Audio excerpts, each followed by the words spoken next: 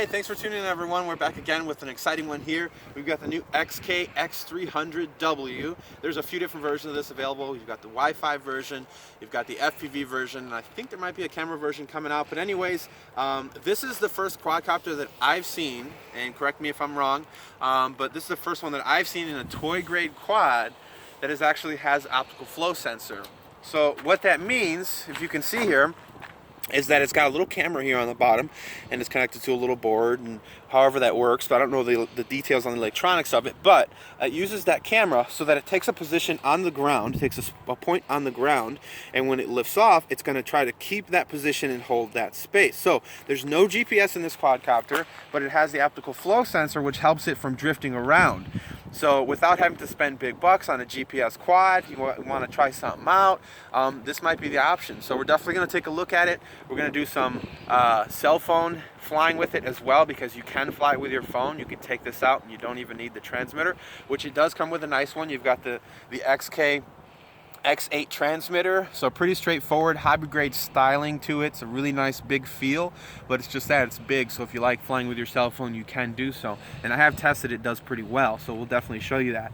But the XK quadcopter so far, I've really liked it, and I'm going to show you how some of those features work. The LEDs on this thing are really nice, so if you like some night flying or dusk flying, this is a nice quadcopter for that. Another thing I really like on the top of the quadcopter is that when you power on the quad, it actually gives you power indicators here so that you can actually tell how much battery power is left in the quadcopter. So kind of a smart battery type styling with that. So that's pretty cool. The battery is a pretty decent size. That's a 2000 milliamp 7.4 volts. So it's a 2-cell and it's a proprietary connector.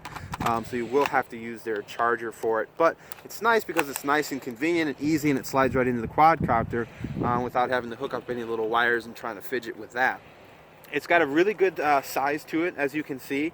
The plastics are just as expected from all the other XK products that I've flown before. It pretty much seems like the same type of materials. It should be pretty durable, but in a hard crash, it will, I mean, it's plastic, so they can break. So I recommend, you know, flying over grass like we're going to do today. But really awesome, that new optical flow sensor to keep it hovering in its spot. And then of course this does have altitude hold as well. So let's go ahead and jump into the flight and see how this thing goes. So the first thing you want to do is set the quad on a somewhat level surface and turn the quadcopter on. Now, if you're going to fly with the transmitter, you're going to turn the transmitter on, and you're going to go up, down, and now the craft is bound to the transmitter. To arm the motors, you're going to put them both to the outside corners or the inside corners, I find, so either way, and that's going to arm the quad. I have been trying to use this takeoff button, and I'm not seeing it do anything. So if you guys know something different, let me know, but I couldn't get this to do anything. The stick mode changes your rates, so you go from 60%, 80% to 100%, so you've got 3 different rates, which is pretty nice. And then you've got your photo video button. At least I hope here, we're going to be short press for photo and long press for video, so that you can see those files. And then this button here, pressing and then giving direction of the stick, will give you your flips for any direction. And then this button here is actually going to be a long press and put it into headless mode. So no matter which way the quadcopter is facing, it'll always go away from you when you press away, back to you when you press back, no matter which orientation of the quadcopter from its original takeoff point. So pretty nice, cool little features that this does have. Then you do have that Wi-Fi mount, you know, where you're going to mount your cell phone right up top there. So let's go ahead and hook up the app. I've already downloaded the app. You're going to want to go into your Bluetooth. Your Wi-Fi. Every phone is a little bit different, but on mine, I just go right into my Wi-Fi, and I've connected to it already. And then I'm going to go into my app, and it's the XK Innovate app, which does come in the instructions of how to download that, and there you go. So you can see it's looking at my feet there. The latency is a few seconds, not too bad, at least up close here. It looks pretty decent, but it has a pretty nice picture right to the phone, I can say that much so far. And then it looks like it does give you some signal strength of the Wi-Fi, which is nice, so that you know when you're flying, you're not going too far away. So let's go ahead and take this thing up for a flight. All right, so we arm the motors and throttle up.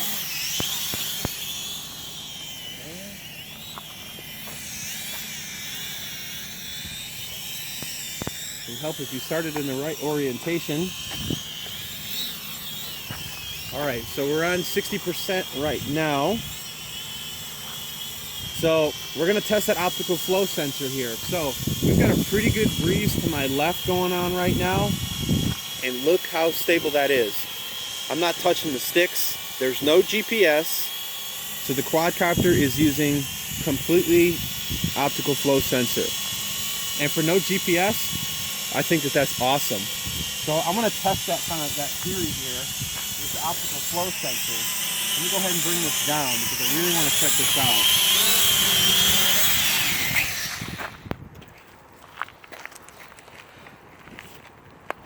Let's see if it'll try to stay right above that helicopter pad. And it looks like it lost the image, but it basically is always trying to capture a piece of the ground to try to keep it to hover. Check that out. You can definitely tell there's a ton of wind from the left right now, but it's doing a phenomenal job of keeping it steady. And I know you guys are probably like, well, it's drifting, it's not doing a good job, but it is. Because there's no GPS, it's using just the optical flow sensor to keep it in its position. And normally with a quadcopter with the wind that I'm feeling right now, that thing would have been all the way down there already. So really, really nice. That's gonna let you get some stable images. So speaking of stable images, which this is a camera bird, so let's go ahead and take a few photos, which is by tapping that photo button. We get a little bit of height to it here. Let's see what kind of an angle we've got on our photos. Look at that, optical flow sensor is working very nicely. Getting a little bit of drift when I turn the quad, but then it does stop and kind of hover and then hover again. So when you give some stick movement, it goes. And as soon as you give it any type of roll or pitch, it lets you break free of that optical flow. Let's see how it does now. It's getting a little bit of a drift and it stopped and it's hovering very nicely with the altitude hold and that camera. That is really nice. So let's go ahead and try to do a long video here, which is a long press on the camera button. I'm hoping that's recording. And see how this thing does on 60%. So this is our low rate. That's our roll. Now our pitch. Let's go ahead and take it up a notch. That is our 80%. Very nice. Gets a little sportier. Fighting that wind, fighting that wind. All right, and then let's go ahead and put it to 100%. Now we're at 100% rates. So this is our highest rate. Very, very smooth. It's got good power. It's not too overly fast. You know, this is a camera bird, but you can definitely have a little bit more sporty flying with this. That it doesn't seem like that optical flow sensor affects the performance at all. That's some pretty deep pitch, and that's fighting the wind. So going with the wind here, you can see how quickly it moves. Very nice. And let's go ahead and show you a flip. So we're gonna press that top right red button, give it direction. Very nice tight flips, and that's with strong wind from the left. And that thing is doing an awesome job trying to keep its position. That's really nice. And headless mode, which is a long press on the top left red button. So no matter which way the quadcopter faces, from original takeoff, is the direction that it will go, which is nice. And that seems to be working very well. So let's go ahead and turn that off. Back to normal flight. You can see the LEDs on there, very nice looking. And we should still be recording video, so let's go ahead and take it up and try to get some good view of this soccer field. You never want to go too far with a quadcopter. You know, with these toy grade quads, you never want to go too far. I know people like to really test these, but I like to keep them pretty line of sight, and that's got some pretty good height to it. I think that's more than nice for what most people want. And I gotta tell you, the shape of this quad in the sky with that background is really nice. I can tell orientation very easily. Let's see how it climbs. A lot of times trying to get it to come down is a bit of a challenge with altitude hold quads, and it is a bit slow, I can tell. But it is coming down nicely. So it is a little slower, so keep that in mind. But it's got a very nice sporty feel to it. I'm gonna go ahead and stop the video recording, and hopefully that's saved. And I'm gonna take a few more photos here. Let's get some higher shots. I wonder how the optical flow sensor works being that high off the ground. I would imagine it loses some of its function that high. Yeah, it definitely does. It's definitely drifting. So I would say probably, 10 or 15 feet. Let's try to bring it down a little bit lower.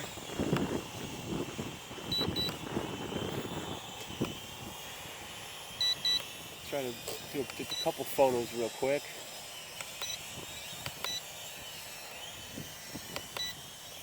And then let's go ahead and bring it back.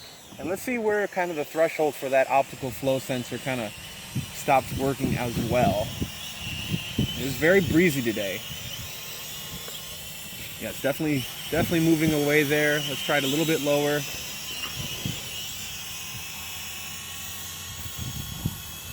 It's doing pretty well right about there. Definitely a little bit harder. Let's get a little bit lower. And of course it depends on the type of wind you're dealing with as well. Go ahead and stop it right about here. I think that's probably about, maybe about 12 feet or so, 13 feet. Move that up a little bit. Oh, still doing very well. Let's go a little bit more than that. That's got to be at least 20 feet. A little bit more. Still doing really well. A little bit more. It's drifting a little backwards, but hovering very nicely. Even more.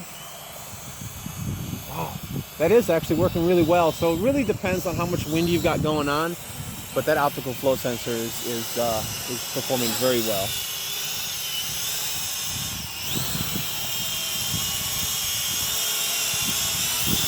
Very nice. So before we run out of battery here, I'm going to show you that you can fly this quadcopter with your smart device as well. They're very sporty. I just want to keep flying. I'm a stick flyer, guys. I like flying with a transmitter, but you can definitely fly this with your phone. So if you want to just take this and not your big old transmitter, you can.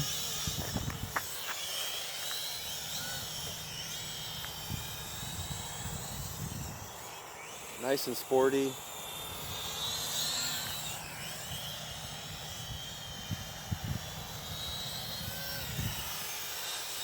Check that out. Nice. Trying to get some more photos here.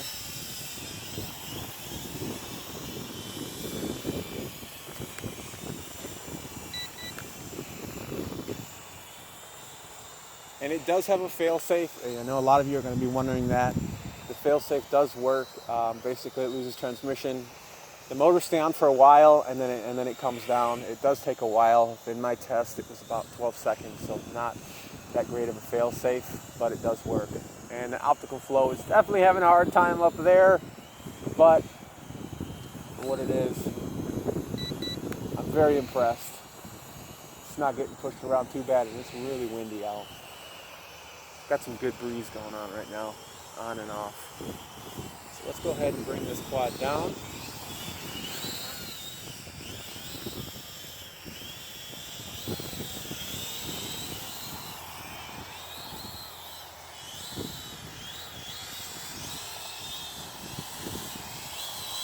And let's come in for a landing and see if I can land on this small pad.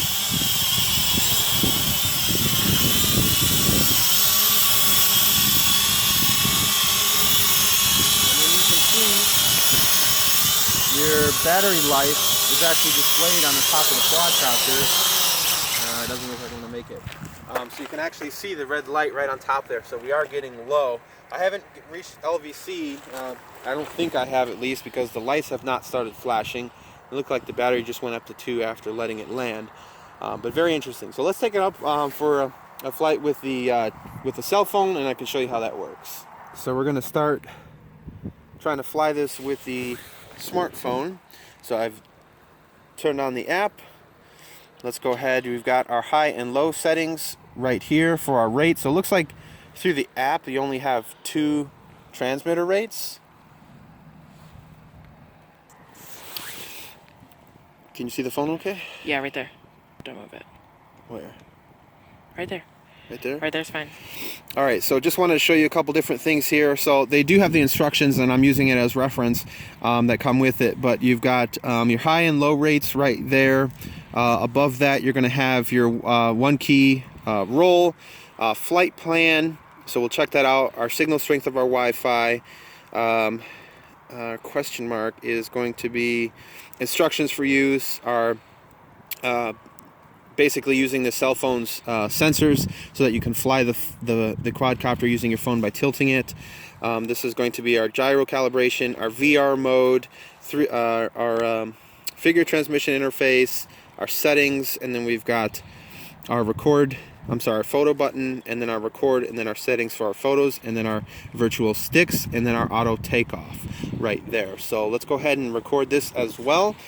And we're going to go ahead and keep it on low rate. And let's go ahead and take it up. And the quadcopter automatically will go up and almost crash into me.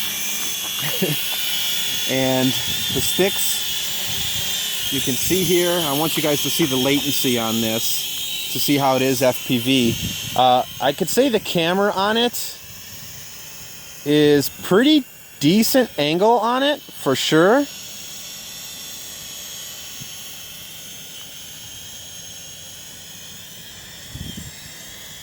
You can definitely do some selfies with this. For me, it's just so odd flying with virtual sticks, though. You know, I'm totally flying FPV right now, and I've got a little bit of Wi-Fi lag, so I've stopped looking at the screen. So that's going to be, you know, the downfall in Wi-Fi. Anytime, you know, you want to keep it within a pretty close distance. I would say right about there. You know, if you want to take a look and see. That's about as far as you really want to go with Wi-Fi.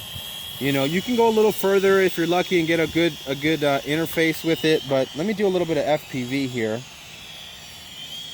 and see how this goes. So this is very, very odd. It's flying with the cell phone FPV. It works. I mean, I gotta say, it's working. I'm very surprised. I'm actually getting further distances than I thought. Getting a little laggy there. Yeah, I probably want to bring it back. That's probably about as far as I would want to fly FPV. But man, I gotta tell you, it is doable. Just make sure you're not doing it around small children and old people. Because I'm doing quite a bit of drifting with these virtual sticks, but it's working. Really interesting. All right, so let's go ahead and put it into the cell phone mode, where basically you use the sensors in the cell phone to fly the quadcopter. So let me go ahead and switch it to that, and there we go. So you can see I'm tilting the cell phone so that whichever way that I've taken off, and this is low rates now. I'm not going to put this in high rates in the cell phone mode, but check that out. Left, right, forward, backwards. You put the prop guards on this thing, and this is going to be really cool for a beginner flyer. I don't recommend learning how to fly this way, but it is pretty neat. And this is definitely going to be an easy way to be able to do some selfies with this. You can turn the quad, and I don't have headless mode on now, so it's a little backwards. I should have turned on headless mode. But if you turn on the headless mode, and then you turn on that version of flying, and it works. Get a little altitude here. Check that out. How weird that is. I'm not used to that, but it works. Nice. Let's see if we can do a flip. I'm a little scared, but we'll try it. Let's take it out of that sensor mode here, and let's try to do a flip. Give a little bit more throttle, a flip, and then direction, and it works. You can do a flip from your cell phone. Now this whole flight path thing, I'm not exactly sure what the deal is with the whole flight path thing. So we'll definitely have to do a little bit more digging on that. But optical flow sensor works very well. I would say overall this is a really nice flyer, and I'm very impressed. I'm actually FPV right now. I'm straight FPV flying with virtual sticks. Really weird. Do a little selfie. Oh, I got Wi-Fi lag. Oh, it's scary. Awesome. And we're still flying. Let's go ahead and bring it in for a landing. Gotta turn up the rates a little bit here. We're trying to fight that wind. Turn up the rates. Virtual stick flying. Let's go ahead and come in for a landing.